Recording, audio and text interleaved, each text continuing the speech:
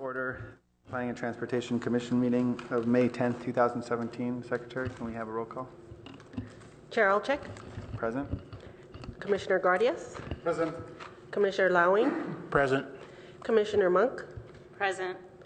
Commissioner Rosenblum and Commissioner Suma are out tonight. Five present, 2 absent. Okay, are there any cards for oral communications?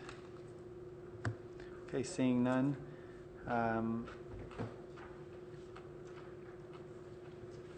Do we have any changes or none?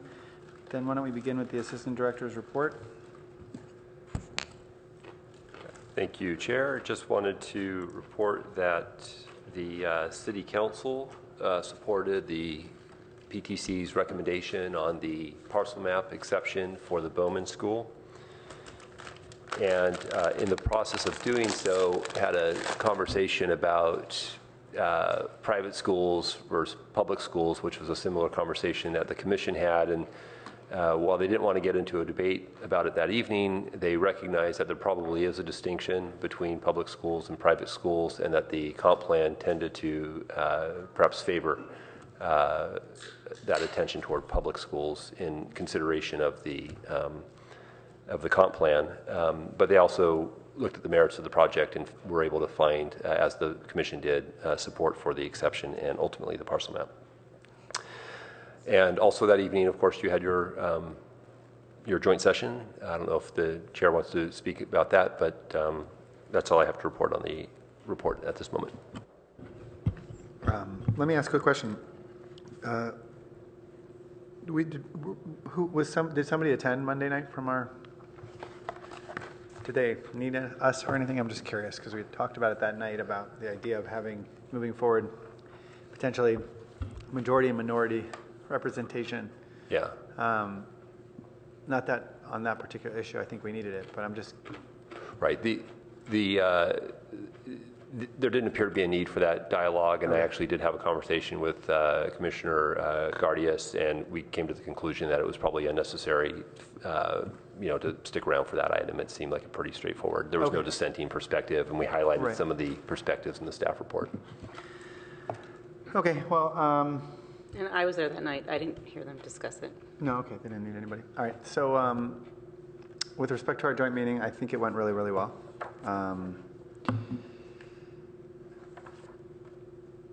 I think in the past,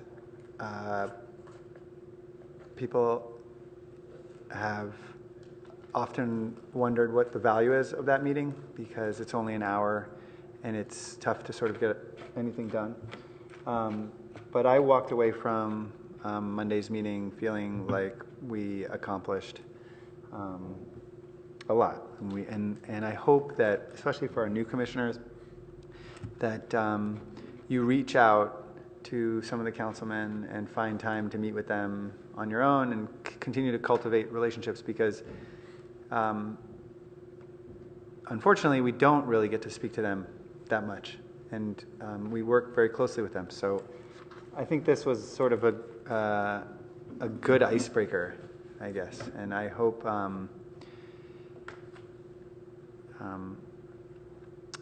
that we continue. If there were comments that you felt that they were receptive to, I would encourage you to continue to communicate those comments to them over the course of the year. Because as we've learned, much of the direction that staff gets to take is council directed.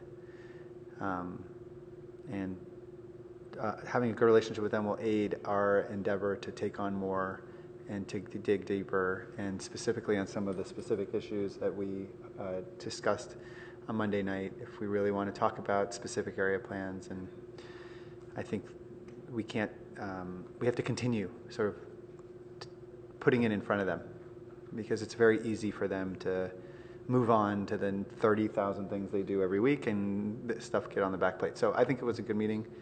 I don't know if any of you want to chat about it for a little bit. I just make one comment. I think that there are opportunities on the table that they were reaching out and say, do more, take initiatives, and, we should seize the day, figure out ways to make that happen without having Jonathan and crew have to double the size of their staff for all these issues that have to be managed, so. I found it valuable to hear directly from council that policy is set at that level. I think coming from the commission, offering them alternative policies might be useful as well, if that's something they're interested in hearing about. They also emphasized how much they all do review our minutes and appreciate the robust discussions that we have here, and that they don't necessarily only look at the outcome and our voting. They look at why we voted, our reasons for voting, if there's missing information, things like that, versus just whether or not we support or don't support things. So they do enjoy that discussion. I thought that was very helpful to hear multiple council members mention that. And finally, at the meeting on Monday night, one of them did say that we were, quote, chomping at the bit, end quote, for more things to do, which I don't think was accurate. So I just want to relay to council that we want meaningful projects and not just projects in general, just to clarify that.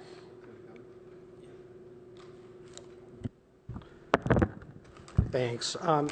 Yeah, I just wanted to add a couple of comments. I came away a little confused about some of the council guidance on Monday, because we heard that we heard from someone, I think it was Councilmember Tanaka, who mentioned that he'd like to see us dig deeper, reach out to stakeholders, et cetera, reach out to the public.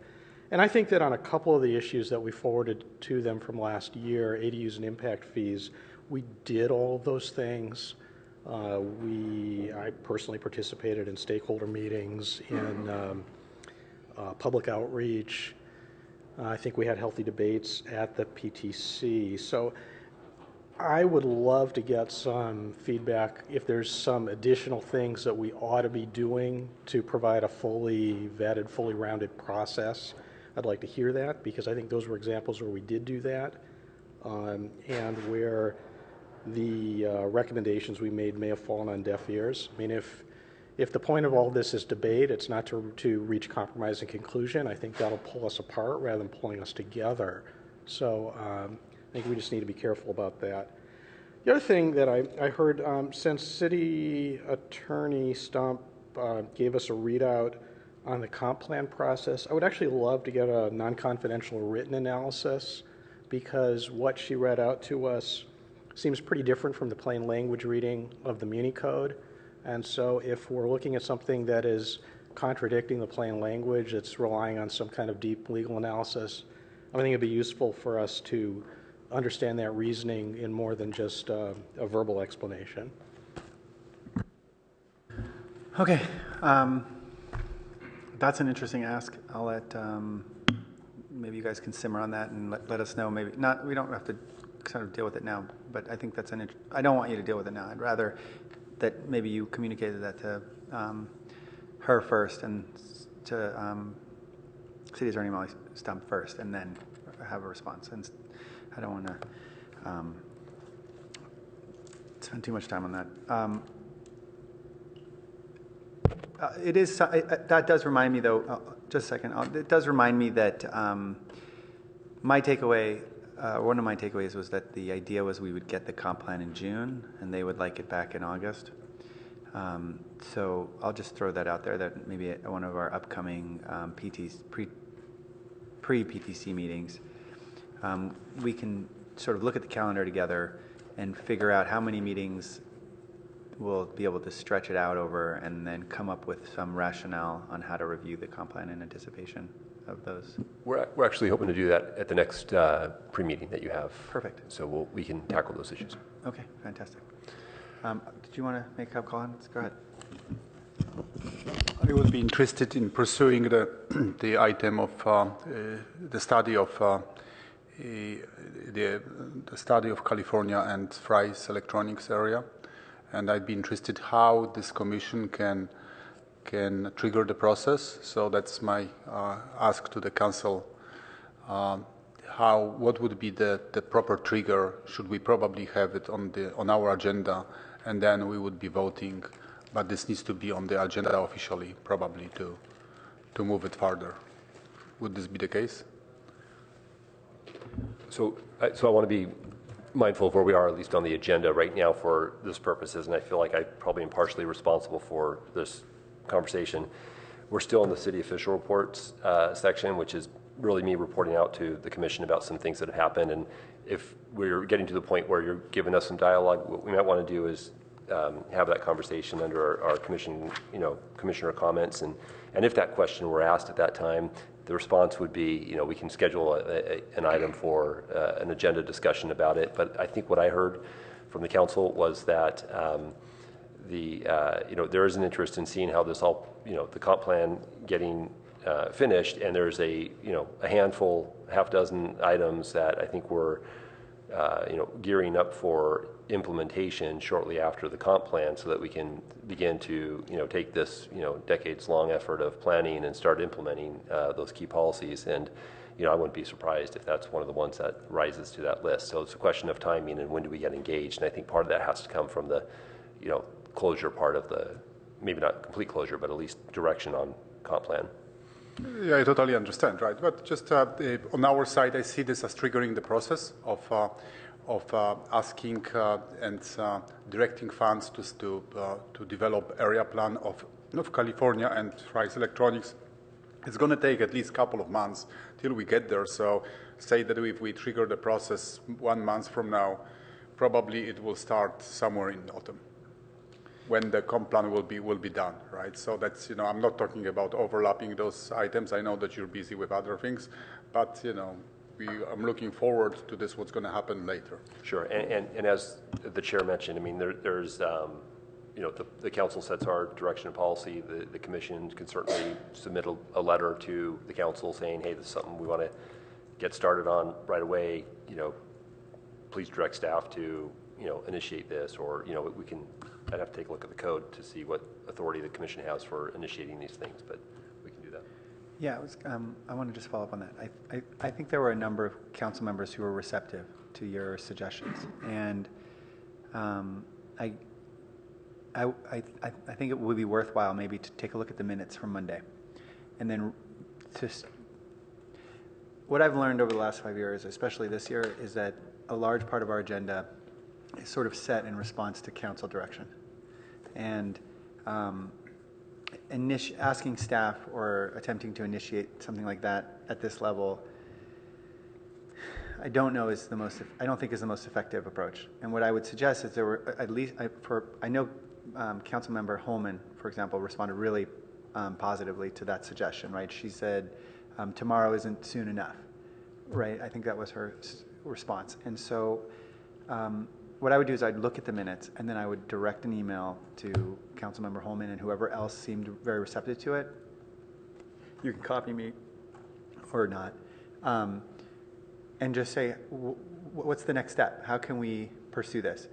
And I think the idea is if we can create a conversation on their level and they make the ask, then it happens.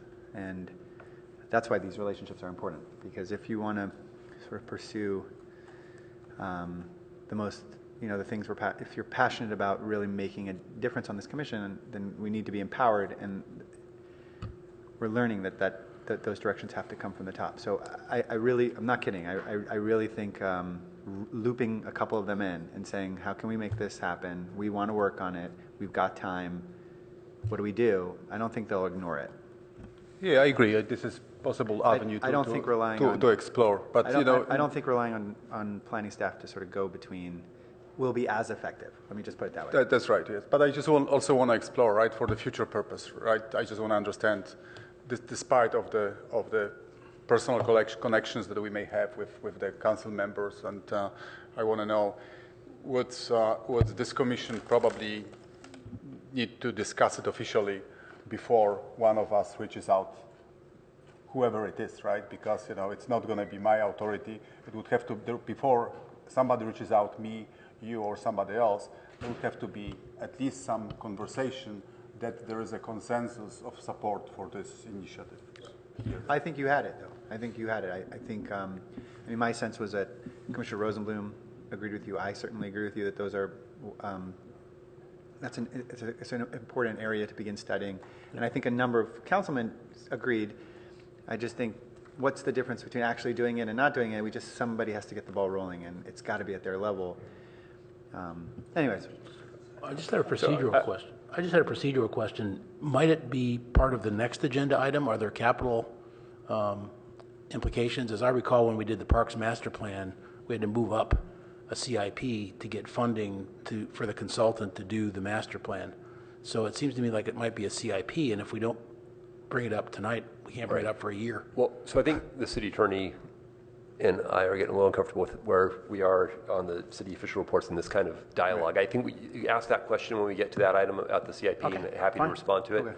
Okay. And then if there's further conversation, let's capture it under this section at the end with comments and questions, and this is an area where we can schedule future discussion items at the next meeting too. All right, why don't we table it until the end of this meeting? If there's still some energy to talk about it, we'll talk about it. You have a clarifying point? Just on what I stated earlier, I didn't mean to imply that I was going to offer policies that countered our council, so I just wanted to clarify that our role would be to offer scenarios that support various scenarios that would support the policies that they set forth. Just wanted to clarify that. And if staff could include any sort of guiding principles or policies to the extent that they're available as matters come before us, I think that would be useful in making our determinations. Okay, thank you. One last final report unrelated to anything we've just been talking about. The City Council also had a pre-screening several meetings ago on for a project at 3200 El Camino Real. And this is a project that there's an existing hotel there, the Parmani Hotel. Applicant is, or soon-to-be applicant is requesting that a special setback, which extends 50 feet from Hanson Way, be removed. It's because the whole property's got a width of 100 feet, and so its development is constrained by that 50-foot setback. And so there was support from council to move forward with that project. This commission will see the legislative aspect of it, which is the amendment to the 50-foot setback. So that's something that will be forthcoming probably, I would think, by winter this year, or winter next year, I guess, however that goes. Last quick question. So that aspect of comprehensive plan differentiating public versus private schools, or maybe not putting them on the equal foot. Will this be, can we put it as part of our omnibus review for the end of the year, or this needs to be directed by council? Well, yeah, I think the council recognized that there was a policy discussion that needed to take place, but I didn't get the sense that they wanted to tackle it at that time. And we are getting a new comp plan by the end of the year, so maybe there's a question to see whether that even is, needs to be pursued, or whether the updated comp plan, clarifies that in the process. I don't think there's a need for an immediate dialogue about it. Okay. Apologies for running into this. But why don't we begin with agenda item number 2. We're ready for your report. Great. So Chitra Moitra will present the report. Good evening, Commissioners. I'm Chitra Moitra, Planner, Long Range Planning Section. Tonight, staff requests the Planning and Transportation Commission to find the proposed 2018-2022 capital improvement programs consistent with the comprehensive plan and forward the findings to the Finance Committee and the City Council. Just a little background on the CIPs and the budget process here. The CIP book has a list of CIPs which are executed over a period of 5 years, and these are reviewed through public hearings by the Finance Committee, the Planning and Transportation Commission, and the City Council. And PTC's role is to review the CIPs for comprehensive plan compliance. And Section 1904-040 of the Palo Alto Municipal Code describes the PTC role for the review of the CIPs, and it basically includes commenting on individual projects, suggesting improvements that increase the efficiency in the process, and identify projects that deems to be missing from the CIP list. So, next is once the planning staff receives all the list of CIPs, planning staff links individual CIPs with the different comprehensive plan elements, sections, goals, policies, and programs. Staff also adds information on the types of boards and commissions review required and what type of environmental review is required, and also links it with the City Council priorities of that year. And staff performs analysis based on which element is cited the most, how much of dollar is spent based on by the elements, etc. So this year, the CIP book has a total number of 213 CIPs, and of that, 23 of those are new. And the Commission tonight would be reviewing the CIPs which are new for complan consistency. And the remainder of the 190 CIPs which are in the book has already been reviewed by the PTC in previous years. The next slide is again the list of CIPs by the comprehensive plan elements, and here we can see that the community services and facilities element has been cited the most. The goal C4 of the community services element, which is on maintaining city and community facilities and infrastructure, has been cited the most. The next slide is on the budget, which has been invested on city council by city council priorities, and we can see the most of the budget is invested in infrastructure and transportation improvements. The next slide is on the pie chart is on how the individual elements have been the budget invested by the individual elements, and we can see that here about 45% of the budget is now invested in the natural environment element and about 29% on the community services element. Following are some visual images of the type of new CIPs which are added. This is a picture of the Caltran Corridor video management system installation. And the next one is on the CIP on airport runway and taxiway reconstruction. So in short, we can see that all the proposed new CIPs are in compliance with the comprehensive plan, and staff requests PTC to forward this finding to the Finance Committee and City Council. And this concludes the staff presentation. Great, thanks. And Chair, in our pre-meeting, we had a brief conversation about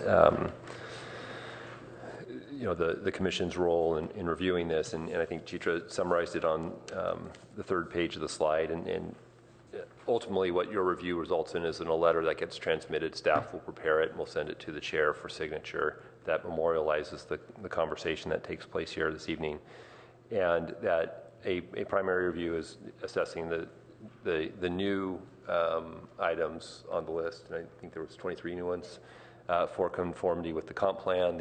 All the other ones have already been reviewed for conformance by previous commission. And then there was this idea about the suggestion, or there was a question about priorities. Is the commission involved in priority setting? And that's not the commission's role at this point to set priorities. The council is doing that through its effort of adopting the 5-year plan. But there is an important consideration about the improvement in economy or efficiency.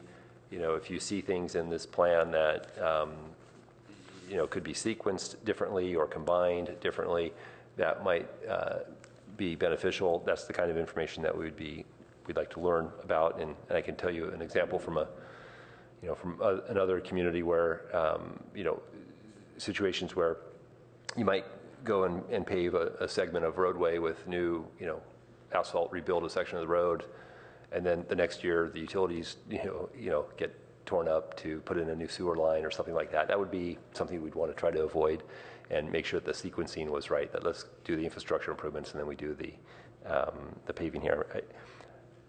That would not happen in Palo Alto under our current administration, I'm quite certain.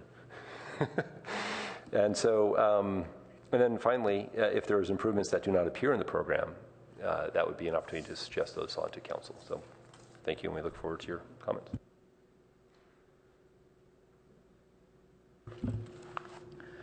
Okay, thank you. I will, I'd like to begin on the end, and we'll work our way down. And yes, and if you have comments or questions, let's discuss them. And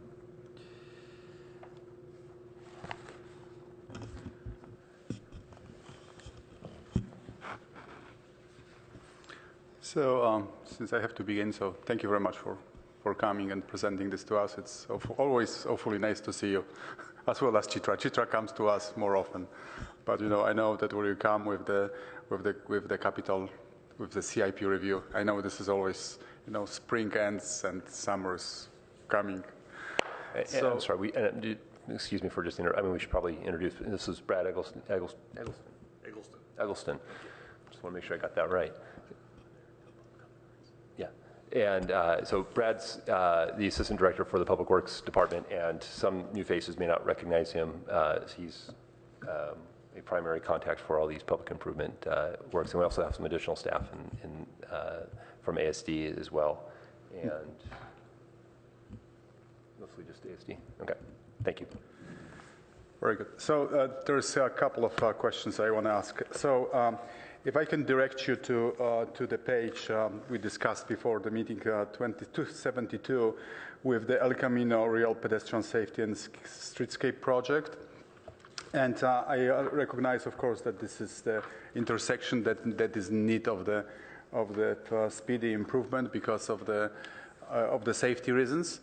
I was wondering if this is done in some conjunction with some other biking study, because I don't remember if there is any consideration of the biking routes or some other larger streetscape or some other larger plan for this area.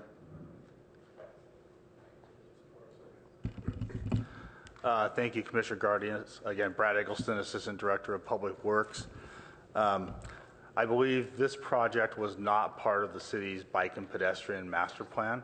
So there's a whole separate project for implementing that, $20 million worth of projects essentially, that's part of the council infrastructure plan.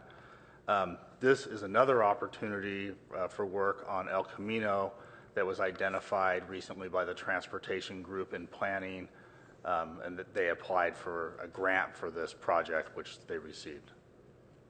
Okay, thank you for this information. And I see that the majority of the work is going to be done in 2020.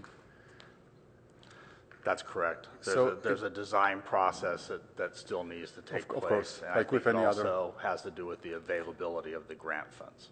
Exactly. So if there is any biking or some other street designing project, will there be any opportunity for eventual adjustments in regards to the grants? I'm talking, knowing that how progressively Josh Mello's department moves across the city, I would not be surprised if he put something around this area in terms of the biking lanes or some other traffic improvements. Well, I just say I'm not aware of any other planned improvements in this general area along El Camino. There's a number of other bicycle boulevard projects that are taking place. I believe about probably $16 or $17 million worth of bike boulevard projects. The first major kind of set of which is slated to begin this summer. So the transportation group is already going to be very busy over about the next 2 to 2.5 years implementing those major construction projects. Thank you. So I'd like to now switch the topic and just point you to some project that's not in this binder, and then ask you if this could be considered, or maybe council would consider this. So if you remember a couple of years ago, the bridge over Embarcadero Bridge over 101 was broadened with adding a sidewalk. So now, a few years ago, it was impossible to pretty much to pass over using Embarcadero. Pedestrian would not be able to pass toward the Baylands because there was just a curb. There was no sidewalk. Today there is a sidewalk because the bridge was widened, and then sidewalks were added on both sides. And then, but this was done in a vacuum, without improvements. Without any improvements to the sites. There is a still sign that directs to another overpass bridge over 101, misleadingly. But people, I think, know that there is an access from south side of 101 to north side of 101. So, and they are using this bridge also during some events. When I was there last Sunday, I just noticed that there was handicapped black woman probably living in the apartments that are nearby, and she was trying just to cross East Bayshore toward the bridge. And then, because there is no ramp on one side, there's ramp on one side of the East Bayshore. When East Bayshore crosses Embarcadero, I don't know if you're familiar with this intersection. Then there is a ramp on one side, so that the bike or some handicapped person may access may pretty much get on the sidewalk. But there is no ramp on the other side. There is also no pedestrian crossing. So pretty much it's just an art of maneuvering among the vehicles if somebody wants to get from one side to the other.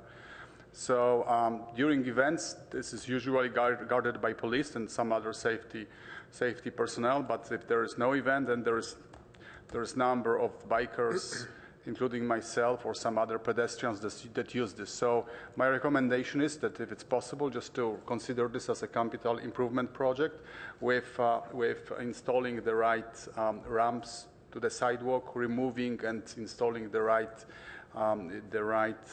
signs. And then also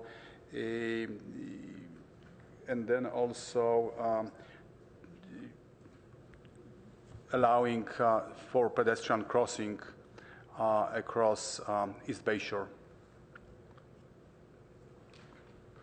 So, Sheriff, so we'll take that note and we'll restate that for you at the end. I think what might be helpful if we do get a few of these different recommendations from commissioners to formulate a motion of the commission that sort of itemizes these things, because we'll want to put these in a letter to reflect the will of the commission of items to be added. So we'll make note of this one and other ones that come up, and at the end. Exactly. Thank you. So I'm not interrupting. I just want to suggest that at some point tonight, if there's a suggested change, we should attempt to articulate that and then vote on it.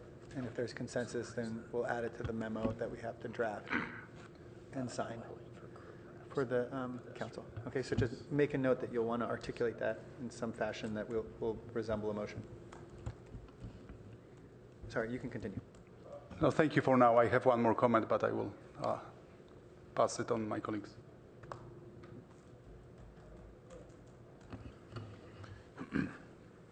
Okay, thanks. So with the stated objective and the purview of what we're trying to do tonight in terms of opining on the consistency with the comprehensive plan, those 23 new projects are our focus.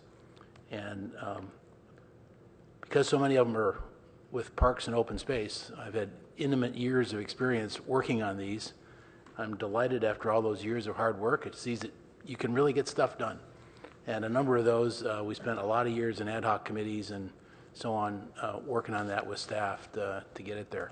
So 16 of the 23 I feel like I'm real up to speed on, and they definitely meet up with the comprehensive plan. And in the other 7 that I've reviewed, I would also agree that they meet the standards. So with respect to the motion that we'll make tonight, I would be fully supportive of that. And as I say, very involved in the detail. The next point is just, I guess, a procedural one, and if we should talk about it later, we can, but if there are things that are called needed improvements which do not appear in the program, that's why I'm interested in if something like a Fry's study or a California Avenue planning is going to require a CIP. As I recall, it did when we put together the master plan for parks. So maybe it doesn't now, but it did then. So I think I could speak to that a little. Typically in the capital budget, we're implementing projects that are capital improvements. A specific area plan in and of itself wouldn't be a capital improvement. Now, there are times where we also do studies, assessments, or master plans, but if they're budgeted in the capital budget, that's generally because they're plans that help derive specific capital improvements that the city would budget for in the future. So I think that would be the difference between the idea for budgeting the specific area plan versus something like the parks and open space master plan. okay, excellent clarification. Property ownership probably has something to do with it as well. That was a public project, the Parks Master Plan. The Fry site's a private entity, and that's kind of raises some other issues. Okay, great feedback on both points. Just want to comment briefly on something that's slightly off of our purview, but it's the transmittal letter, just to say, appreciate having that in the context of what's happening here and all the work that went into it, including Brad's noted by the mayor and by the city manager in the thank you columns there, and everybody's work to put this all together. There was a comment that some of these things aren't funded, which is true relative to the Parks Master Plan, but some of the ones that are getting approved here, are now being funded. So, but I was also looking at the futures. We're betting a lot on the futures with the transportation. We call it the hotel tax and things like that, and that's pretty aggressive. On the other hand, it was balanced by we could have a recession or we could not make those numbers. So this is all subject to change. So I really appreciated that tone and talking about both sides of the possibilities here. That's it for me. Great, thank you. It's a great report. There's a lot of information here and a lot of projects. Just as a point of clarification, let's go to page 120, 121, which is the new Cal Ave area parking garage.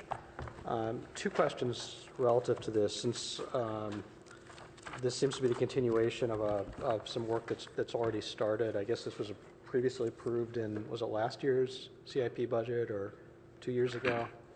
About 2 years ago. But yeah. So just a couple comments. One is that when we think about what's new, or what the new projects are in this process, this is something which I think has gone through some study phase and maybe some preliminary design, but we haven't. I suspect there's one more vote that will happen before we pull the trigger on launching it. I'm not quite sure in the process, but maybe you could clarify that. But also, the number here, the $10.3 million number that's reflected in here, is great. That's great news if that's the real number. I just think that if anybody who's looking at this might be slightly confused by status, process, and cost on this. So just anything you could say about that would be helpful. Yeah, so I think I can comment on both of those areas. So to the Planning and Transportation Commission's purview over the project, it will go through the city's site and design review process. So in fact, June 1st, we have a preliminary ARB hearing with the ARB, and they'll be looking at some design concepts. As far as that city approval process and the CEQA review process, the California Avenue parking garage and public safety building are going through as one project. And you probably recall we had a scoping meeting at the PTC maybe 3 or 4 weeks ago. So you will have a chance to have a hearing, I think, sometime this summer or early fall on both of those projects. You'll be seeing those. As far as the estimate of the roughly $10 million, that's pretty far outdated.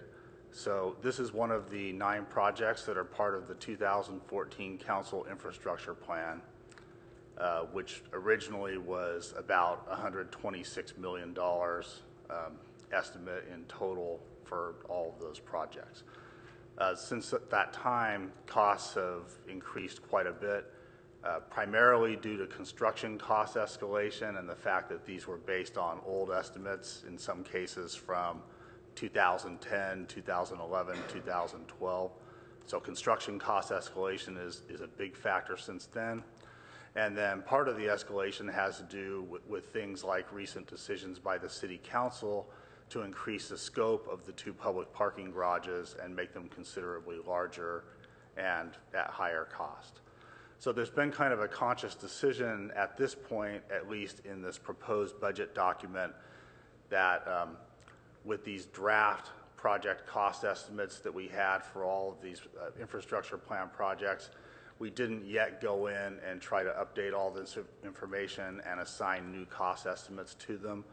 And instead, the way this budget document deals with that is it's got a large contingency of, I believe, $56 million for all of the infrastructure plan projects that hasn't yet been allocated out into the projects.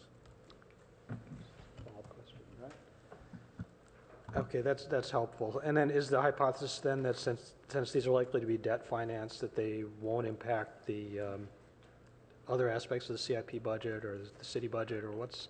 I'm just trying to understand how I should think about this. So I think the big picture of it is that with the current project cost estimates that we have on all of those 9 infrastructure plan projects, the costs are about $196 million. We have about $171 million in funding that's already identified. So there is a current gap, which is part of the reason we're reluctant to just take current estimates we have right now and drop them into these project pages as if we decided those are for certain the numbers, because we're still working on those estimates. And currently, the way the budget document deals with that, it creates this contingency fund that's large enough to fund all the projects, but the net result of that is it causes the capital fund balance to go negative in some of the years. But is that a 2018 issue that we'd be concerned about? I believe about, it becomes a problem in 2019. And I should probably turn around and look at Kylie, our budget manager, to make sure she's comfortable with the things that I'm saying. You are. You're on the right track. There's one more narrative that goes before that. Yeah, no, I'm just a little troubled by this, because if we say, I mean, it sounds like there's probably another final decision point when the final numbers come into, when the final bids come in, and I'm just not, I'm trying to follow how this process works. I don't know that this is on, but cool. So what Brad's trying to articulate, I think, is probably best illustrated on page 70 of the document. This is, and by the way, I'm Kylie. I'm the budget director for the city. Sorry. I should introduce myself first. I understand your concern, and I actually share it, and I think we as a city share it. With the escalating, basically construction costs for the infrastructure plan, we are seeing this gap widen, and we've seen it widen essentially year after year. And so to Brad's point, in this budget, if you look on that page 70 at that total ending fund balance, you'll see it actually goes negative starting in FY19. And I, the city manager, the city in general, is very aware of this. And that's probably one of the primary reasons why we didn't allocate all the new costs to all the projects, because we're going to have to really evaluate both the infrastructure plan scope of each of the projects as well as the entire general capital fund plan. and either figure out if we need to do more debt financing, if we need to value engineer projects, if we need to find new funding sources elsewhere in the city to ensure we fully fund the $196 million estimate. Other options are reprioritizing projects in this fund in those out years. We are also very, very aware of new projects coming on board that are not yet in here that I think some of you guys have articulated. With the Parks Master Plan coming up, I think we have a study session later on this month with our council to go over the findings of that Parks Master Plan. I guarantee you there will be new projects in there that they're going to want to add to this. So over the course of the next year, I guess my response to all of this is we're very aware of where the funding of this the IBRC, I say, recommendations are for the infrastructure plan, as well as all of these additional initiatives the council wants to take on. And over the next year, really need to strategize on where the priorities are and how we're going to balance this fund. But to another commissioner's point, as you guys read in the front of the letter, we are aware of this. And if TOT revenues increase, wonderful. If projects get delayed, that might allow additional funding. So we need to strategize on how to deal with this as an organization. Great, thank you very much. It's helpful to get the point out to page 70 out of what is, I think it's a 600-page report. It is. So it's always helpful to get a guide to which page has the answer. Thank you. Of course.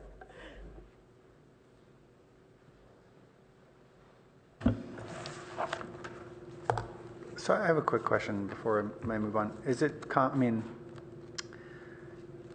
indulge me for a minute. I mean, how common is it for municipalities to essentially be in that same position that our budget director described?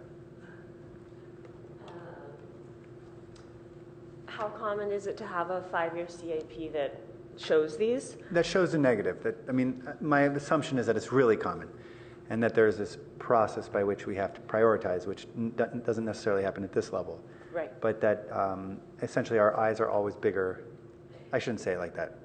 That's not appropriate. Our eyes are always bigger than our wallets, if you will.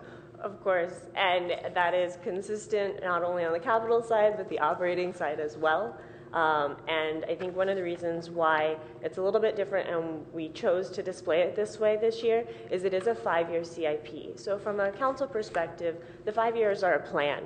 And right now what we wanted to articulate is the plan needs some work as we go through this. Whereas we do still have, both on the operating and capital side, a balanced budget in FY18. So we will stay within all of our charter requirements. We will still obviously be responsible in our fiscal management, but we are articulating that we need to do some work. But you're right, every city always has a larger appetite than typically the resources available.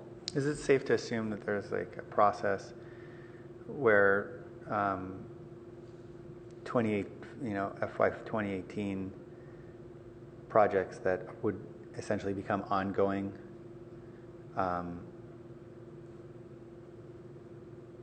are,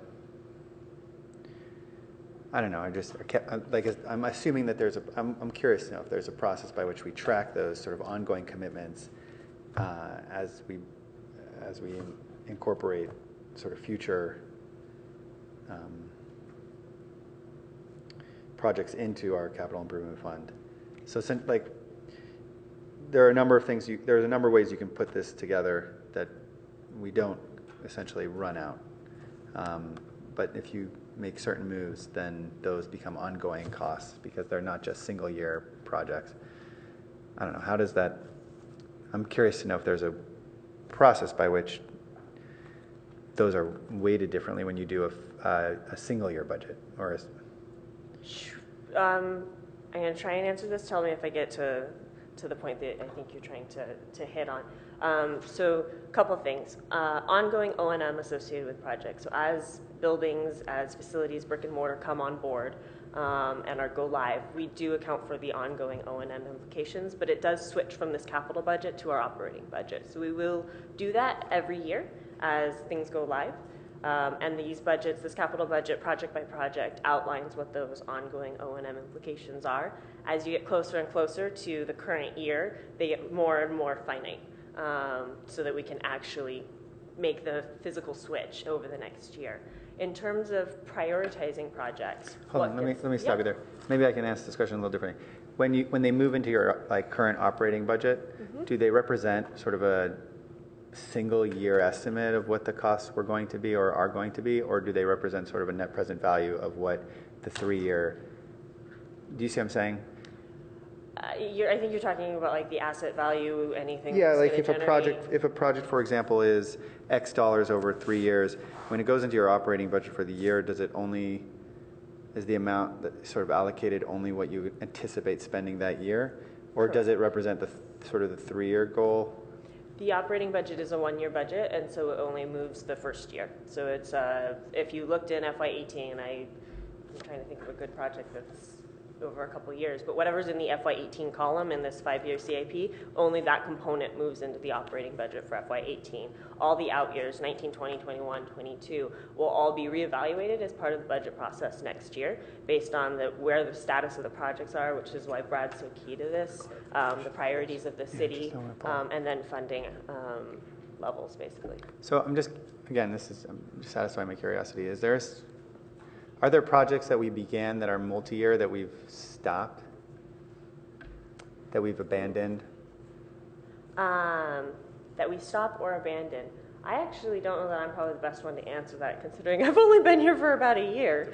I'd say it's abnormal, but I would definitely say we do value engineer things, and so we will change the scope over the course of a project as necessary or as deemed appropriate by our administration and council. I could add to that and say a couple other types of instances. There's occasionally projects where we need regulatory approvals. Say we begin a design process, we kind of hit a brick wall with regulatory agencies and find out it's not likely to be successful. Projects like that from time to time we've cut funding on. And then maybe more to your point, Commissioner Alcheck, there's instances where perhaps we budgeted funding for a project in the 4th or 5th year of the 5-year plan. As we get closer, for the types of reasons we're discussing, there's budgetary constraints, and we've reprioritized and removed funding for that project. Yeah. Okay. Did you want to? Just as a point of clarification on this, I think I saw this on utilities before, but if you take something like the PSB, the Public Safety Building, which is carried as on page 65 is carried as a $52.25 million expenditure in fiscal year 2019. Can you just clarify? My understanding was that we'll take whatever the bid price is in that year and transfer that that money into a special fund that then gets transferred into the operating budget over the course of construction, or is that incorrect in how we do this? I think the better way to view it would be that these CIP projects themselves, in a sense, could be viewed as small funds within the capital budget. So there's an allocation of funds into the CIP project that would be used to construct the project. If there's funds left over, those would eventually go back into the capital budget. But the point is that we're not, let's say that let's say it was $52 million and that year 1 was $17 million and year 2 was, $35 million. Point is that we're reserving that second year's 35 at inception. We're not relying on that is that correct? If the specific question is about awarding a construction contract, yes. So let's say we finished the design on the public safety building. I think we plan to start constructing it in the summer of 2019.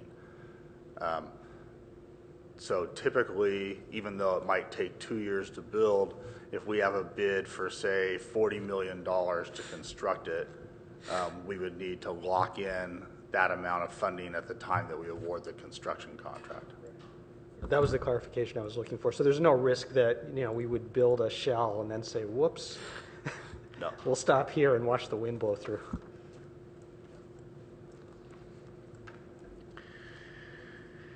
Okay. Did you want to make any comments or questions?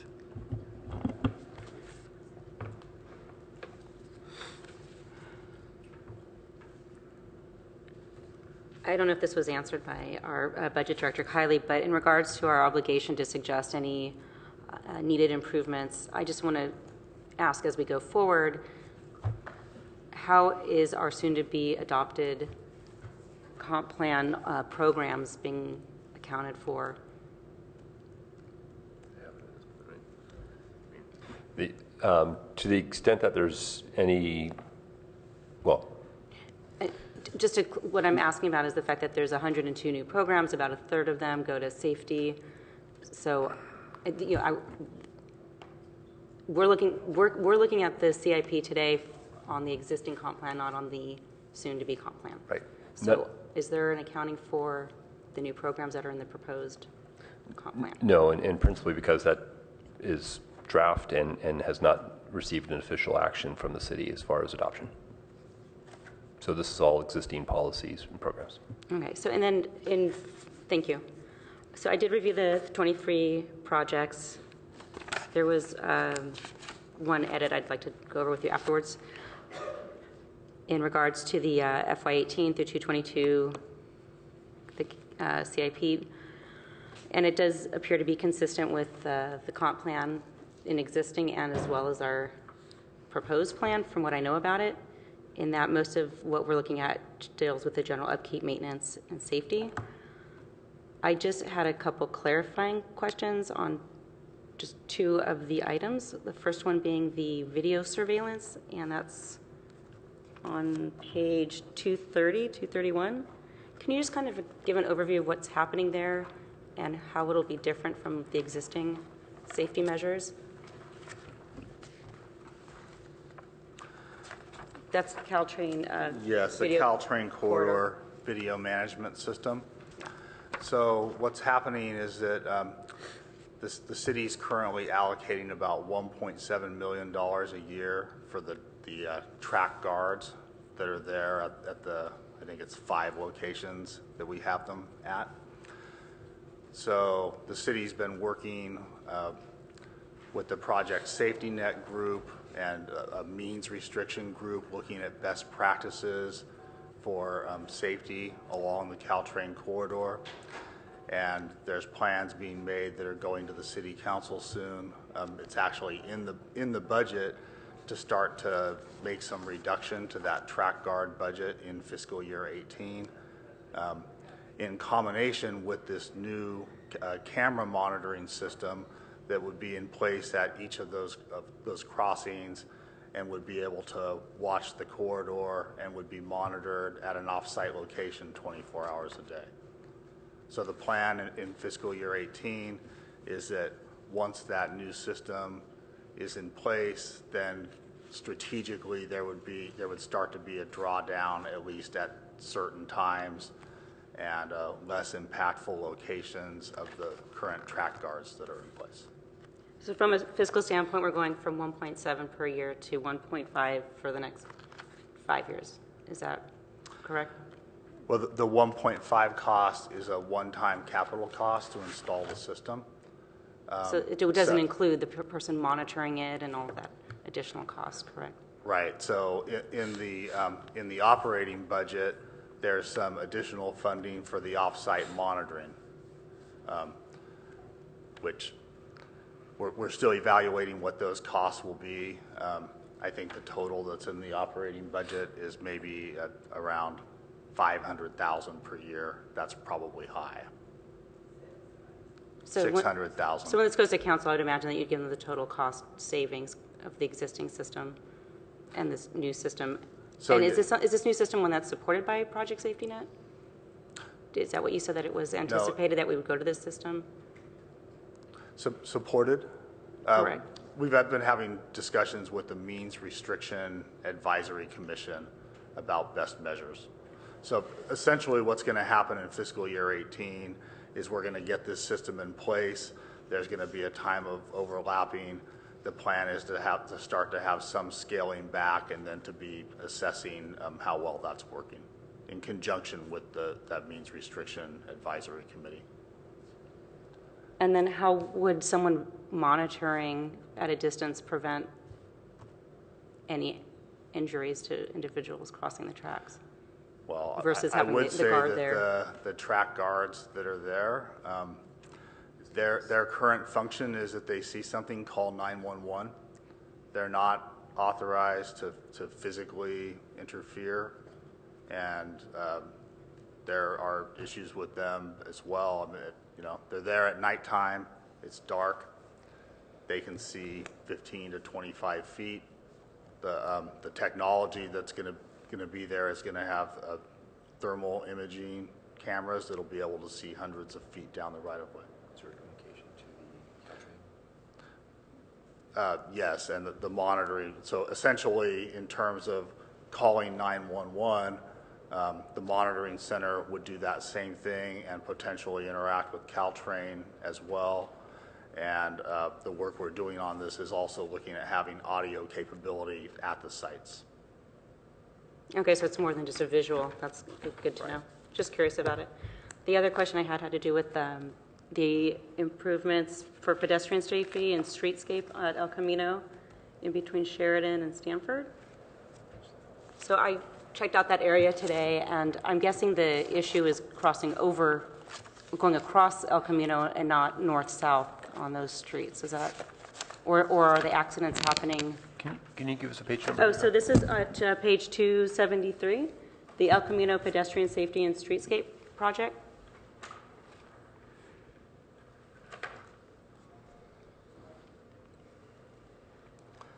I believe that's true, that the primary concern is crossing El Camino Real. So given that this is a main arterial connection between all the peninsula cities,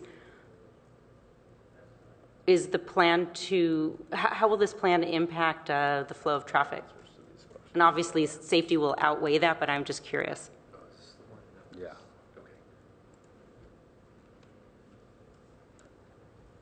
Okay, so, I'm sorry, Commissioner, can you repeat your question on that? I was curious as to what impact this will have to traffic flow, while obviously balancing pedestrian safety and minimizing accidents to pedestrians. Right, and I think part of that is to be determined. As I'm understanding this project, there is a design component that would come into play that we would do in fiscal year 2019.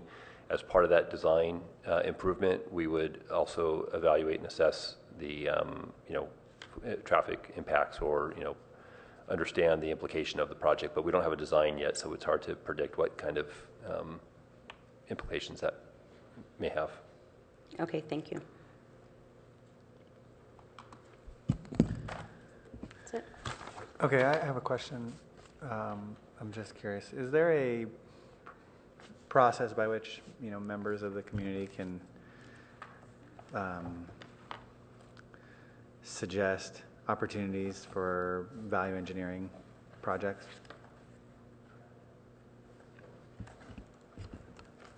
I'll give you an example. I'll give you a hypothetical.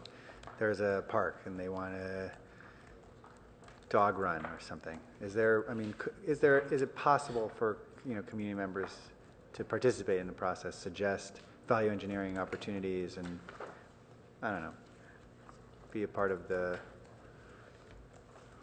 workload? I'd say it kind of depends on the project. I mean, we receive many even unsolicited suggestions on projects. The example you gave of a dog run, and Commissioner Lowing was mentioning, we've had this Parks Master Plan where we've been, in combination staff and the Parks and Recreation Commission, soliciting input from the community over a period of, I think, 3.5 years now, on many occasions to develop suggestions for what should happen in various parks and open space areas in the city. And then the other type of issue on many of our projects, we do have a community engagement process, particularly in projects that the public tends to be more interested in. So, for instance, we don't generally have community meetings to discuss which street segments we'll choose for repaving and resurfacing in a given year. But another example of projects that have gone on recently, the Baylands Interpretive Center renovation, which was just completed. We had public meetings at the Parks and Recreation Commission and several kind of standalone community meetings to get input and suggestions on that.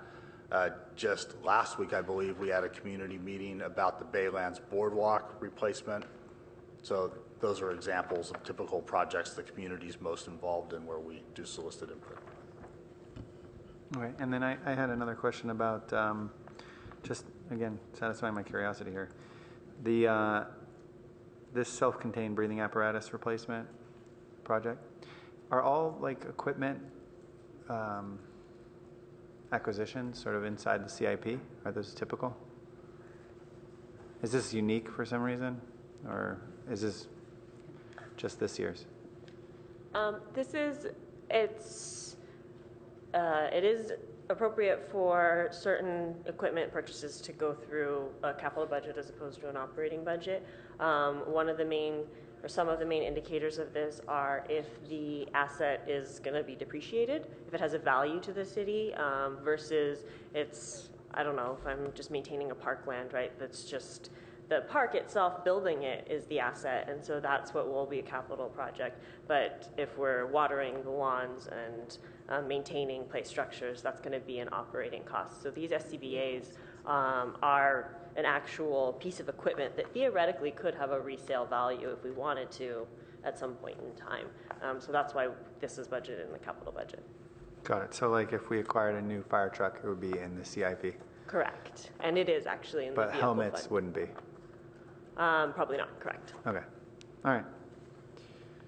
Does anybody else have any comments or questions? Okay. Does anybody have a motion to add anything specific to this recommendation? Yeah, I have if you don't mind, I'd like to propose a motion. Please do. So I'm fine with all the recommendations, and I'd like to propose the motion, including also consideration of the item that I mentioned, but not for this fiscal year, for the following year. I don't believe that this meets the priority that like California Avenue crossing, it's lower priority, but I think that council should consider. So the motion would stand like this, that pretty much I'm moving to propose, to recommend the proposed 2018-2022 capital improvement program that is consistent with the comprehensive plan, and also add verbiage and consider safety improvements of pedestrian and bike crossing from East Bayshore Road to West Bayshore Road in the CIP of 2019 to 2023.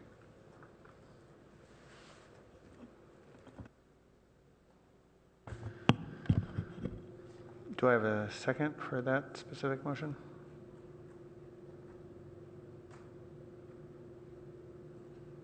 Okay.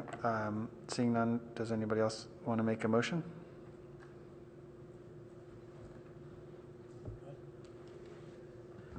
I'd like to make a motion to support the staff recommendation for the 2018-2022 capital improvement plan. And if you want to propose that as an amendment, we can certainly discuss that. Okay, hold on. Do I have a second for that motion? Thank you. So with this, I will propose an amendment to include in the 2019-2023 capital improvement plan a safety crossing from East Bayshore to West Bayshore for pedestrian and biking. Okay, so trying to follow the procedures here. Do you accept that as a friendly amendment? Let's just take it as an unfriendly. Okay. So I need a second for. Do I need a second for an unfriendly amendment? Yeah. Okay. For the sake of clarity here. I'll second the amendment. Okay, so just to keep things a little clean, I've Commissioner Monk has seconded the amendment. Would any of you like to discuss this? Yeah, I would just like to say, since it doesn't impact this first year at all, I'm not sure why it actually has to be part of this motion as opposed to a separate recommendation to staff that this be considered next year as the 18 to 24, whatever it is, comes into play. It seems like it doesn't actually have to be on here now relative to its magnitude. I'll ask a question too. Maybe you can answer both, and this to anybody really. What would be the process for a recommendation like this? How could a commissioner or anybody, for that matter, communicate this? I think I should say effectively. To me, it seems entirely appropriate they could be part of this motion. We'd probably prefer language like assess the feasibility of making improvements rather than just a motion that includes that it be included in the next budget. But it seems entirely reasonable to me that that's something we could investigate for next year. I have an addition to that motion. Is that something I could do? I would also request to assess the feasibility of making improvements to... I'm sorry, hold on. Are you suggesting an additional item? It could be. Okay. Well, it's similar, it's just in a different location. So would that be a different amendment? All right, why don't you see if this works between the two of you? Well, if he's a cyclist, we might agree with it. To assess the feasibility of making improvements for pedestrian and bicycle safety at the intersection of El Camino and University Avenue. Could you be more specific? I think that sounds like a separate Okay, so separate. amendment that we should maybe just table for a moment and Do them one at a time. well, yeah.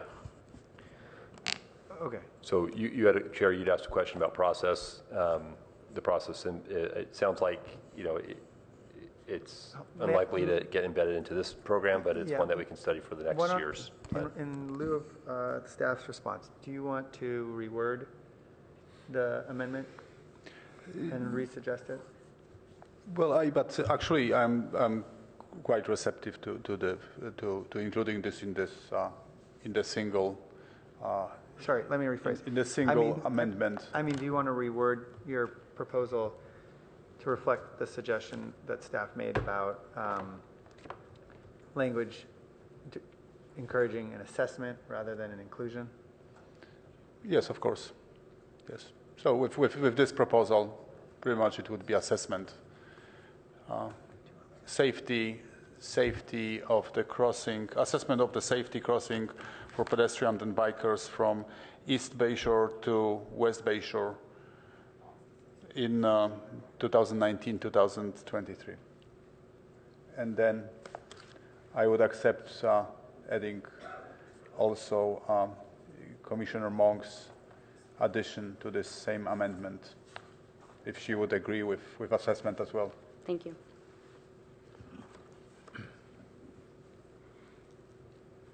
I'm sorry. Okay, why don't we do this? Can everybody turn to page 16 of their packet real quick? 60? 16, the agenda packet.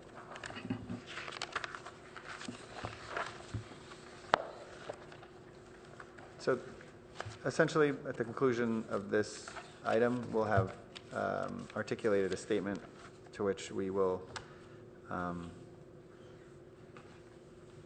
address council. So I guess what I would really like to do is flesh out how we would articulate what it is that you would like to add. And then I don't know how to do this best because are you comfortable with an approach? I should direct this at staff. Staff, are you comfortable with an approach to this motion that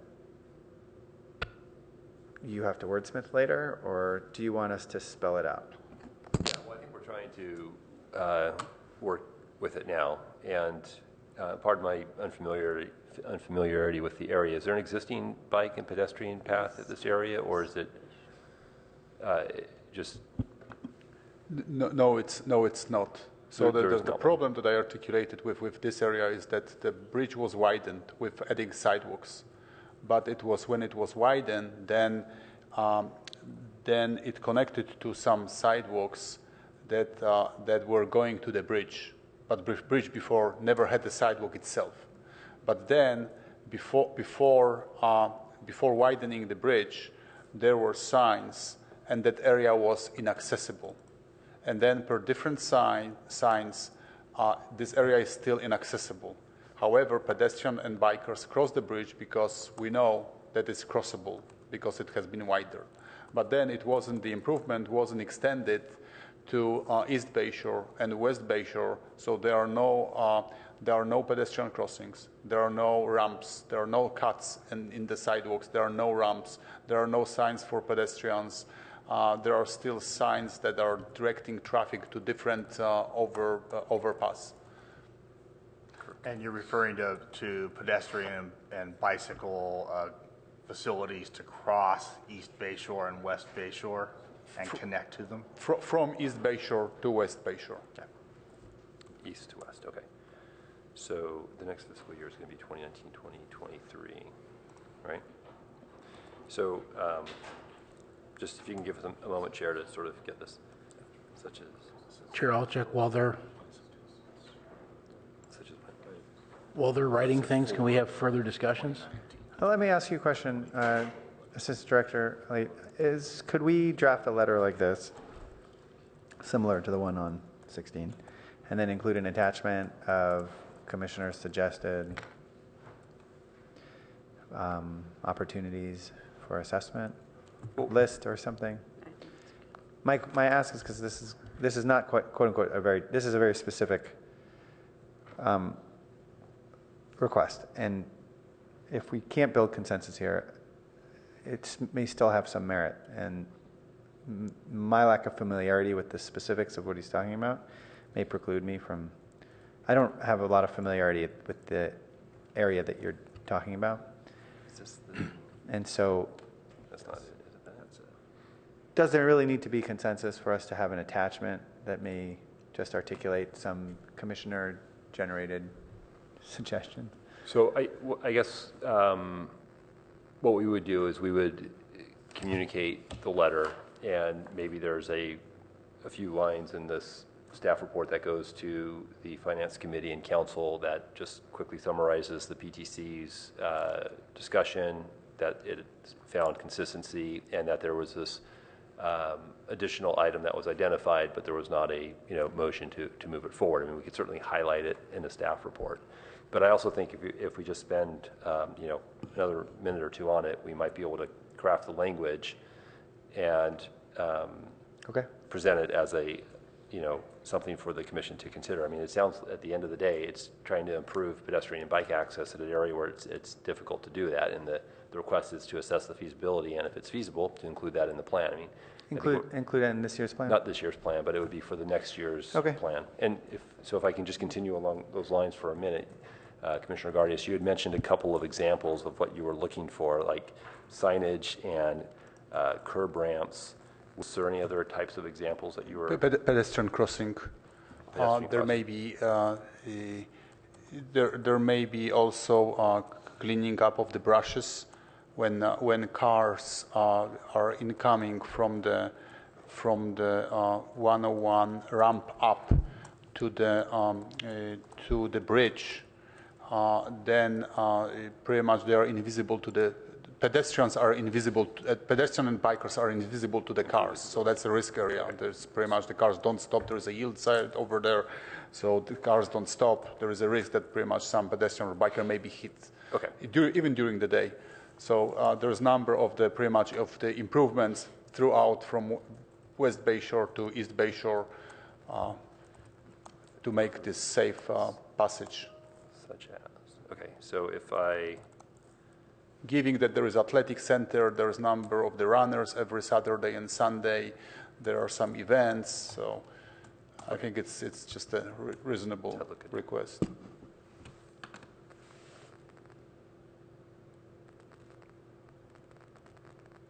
Yes.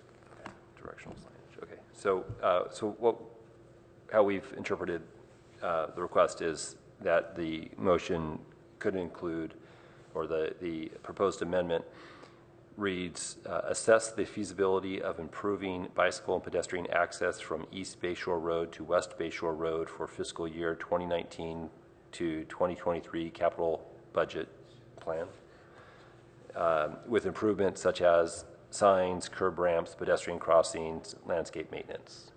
That's correct. Okay. That's correct. And then now we can spend maybe a moment, a few minutes on articulating Commissioner Monk's request. Capital budget. Is it plan or budget? Capital budget. Director Late, do we need, This one is. procedurally, should we vote on this unfriendly amendment? I'll repeat myself. Should we vote on this unfriendly amendment at this time? Is that how? Yeah, so what's the Without commission? having any information, how do we vote on it if we don't know the? Well, Well, that's part of the problem with this whole process to me, Yeah. is that, I like the anything that suggestion. makes our citizens safe, I'm going to support, but I don't even understand, like Chair Alchek, exactly what we're talking about here.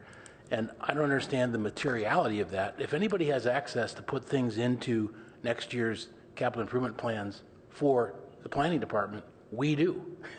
So just by noting this now, and by whatever you're going to say, noting it now, it already is through the ears of the assistant director of the planning department to get high consideration for next year, which is what we're talking about. Right, so if that's the case, then I'm good. Right. So I don't understand why we would sort of complicate the process of approving what's on the table when we're really at the front end of a funnel for 19 right now and making suggestions for things for the planning department to be considering for 19 CIPs onward. So it just seems out of phase. No disrespect at all to the specifics of it, but relative to the materiality and the timing of it, I just don't think it's necessary. And this way we get sort of a, quote, clean bill in terms of the chair's letter to the council, which is what they want to know about, kind of going from 18 forward. If I may just say the reason, right, how the process is going to work out for me, it's fine, right? So the reason why I just mentioned this, and I thought that would be good to articulate this as maybe the assessment that Commissioner Monk would propose, because from my perspective, this fell off the radar screen. And I just pretty much, I was happy a few years ago when the bridge was widened, but then I noticed that there were no other improvements in this area. And then it just made me thinking that nobody's noticing this passage. So for this reason, I thought that it would be reasonable to articulate it and just point it to the council and to the improvement department. Thank you. Okay, so two comments. One is, Albert informed me, I think, maybe more of the essence of what you were, Chair, trying to communicate, which was you do your approval letter, page 16, and then the attachment to that is, here are some other ideas and suggestions from individual council members that we want to communicate onto the council. I think that's a perfectly fine approach, and then you don't have to vote and have consensus as to what it is. So that's a path that you can do and go forward with.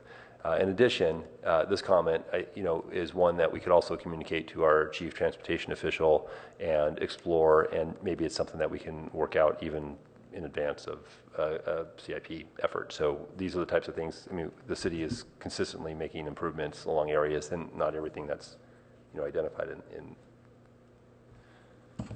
the. There's plenty of improvements occurring all the time that are not specifically identified in this document. And perhaps that could be one if it's things like signage. I mean, that's an easy thing for us to take care of, and ramps and things like that. That would be fine with me. Okay, why don't I do this then? Are you comfortable with me inviting any of the members of this commission, if they articulate something in the next several days, to email you something specific, or do we need to define those attachment items tonight? Yeah, so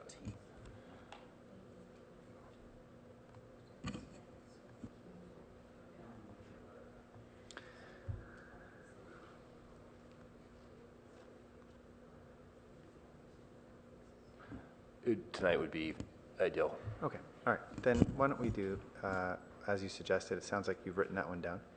So we'll add that to an attachment, and instead of voting on it, why don't we just present it as, well, I guess you could cite the individual commissioner, or you could just suggest that it came up during commission discussion. Well, yeah. So are you comfortable withdrawing the amendment and then treating it as just an attachment like a rider? Yes, I'm comfortable, but I think that the language was already captured by assistant director. So I also just, there was also a proposal from Commissioner Monk. So hold on a second. You don't want the attachment, or you do? no, I'd like to have an attachment. Okay. So I'm going to say that the amendment is withdrawn. That's fine. And let me just sort of query you. Is anybody uncomfortable with the idea of this attachment? Okay, so then I don't think we really need to vote on that. We have a motion on the floor, on the table. Is there anybody that wants to make an amendment? Okay. Going once, seeing none. Chair, I think it might be helpful to, if we're going to have the attachment, to have that be a part of the motion, that the attachment will be included. You don't have to vote right now on exactly what's going to be in the attachment, but right now, the motion is just to forward the letter. We'd like to have direction to have the attachment as well. Okay, from the so body. I'm going to make a motion that I'm going to make an amendment that we include a reference to an attachment and an attachment to the letter that will be drafted to articulate the motion on the table, and that attachment would include Commissioner Gardias's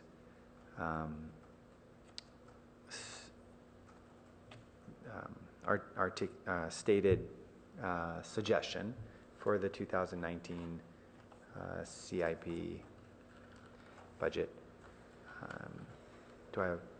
Is that acceptable to you guys? Do you want both and Commissioner Monk's?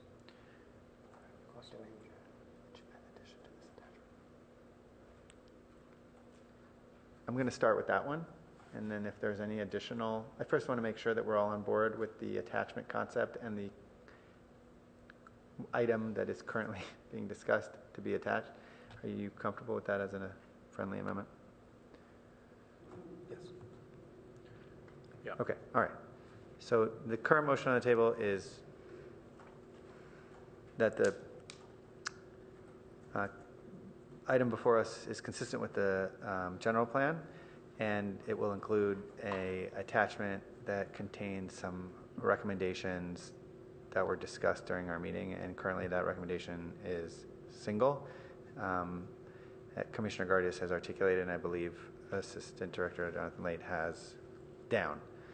Are there any other items that any commissioner would like to add to this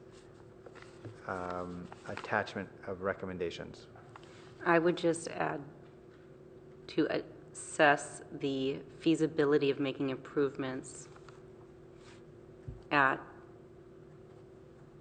University and El Camino, looking at collision history and safety for bicycles and pedestrians.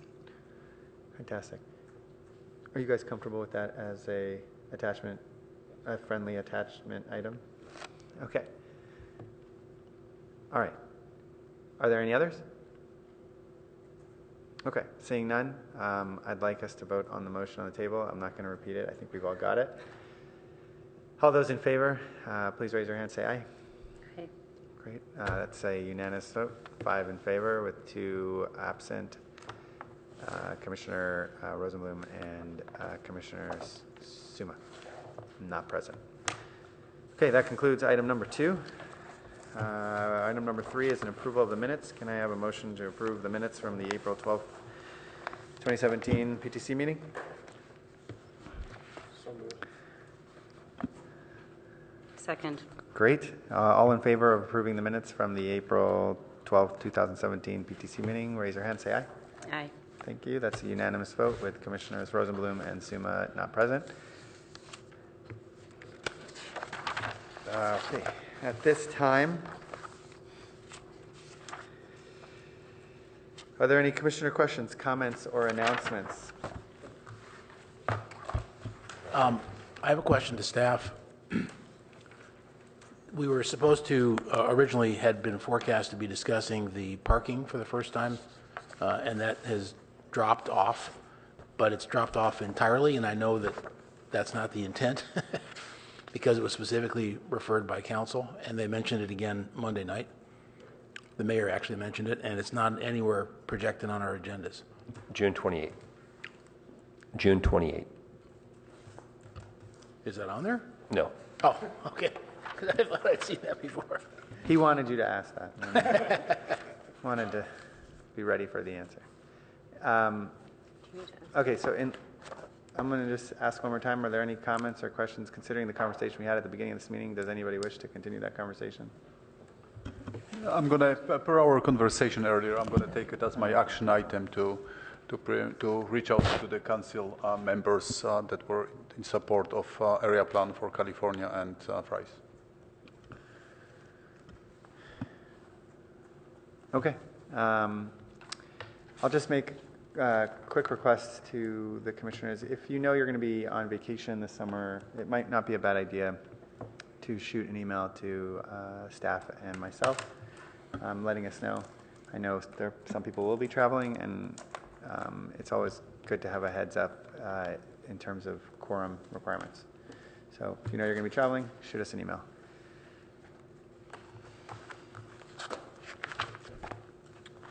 All right, I think that concludes our meeting. The time is 7:35. Meeting adjourned.